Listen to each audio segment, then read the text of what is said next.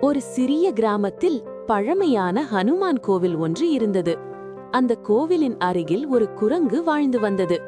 தினமும் காலை மணி ஒலிக்கும் போதே அது எழுந்து கருவறை முன் அமைதியாக அமர்ந்து ஹனுமான் சாமியாரை கைகளை கூப்பி வணங்கும். பக்தர்கள் கொண்டு வரும் பழங்களை கூட முதலில் சன்னதியில் வைத்து வணங்கிய பிறகே உண்ணும். யாரையும் தொந்தரவு செய்யாது. கோவில் சுற்றுப்புறம் சுத்தமாக இருக்க குப்பைகளை வெளியே எடுத்து போடும். ஒரு நாள் பெரும் புயல், காற்றும் மழையும் கொட்ட மக்கள் பயந்து ஓடினார்கள்.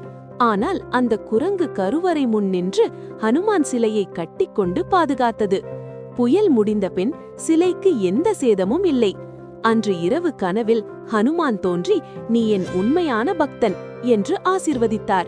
அடுத்த நாள் குரங்கு மறைந்தது. அதன் இடத்தில் ஒரு சிறிய கல் சிலை தோன்றியது. உண்மையான பக்தி எந்த வடிவத்தில் இருந்தாலும் இறைவன் அதை அறிந்து ஆசீர்வதிப்பார். நன்றி.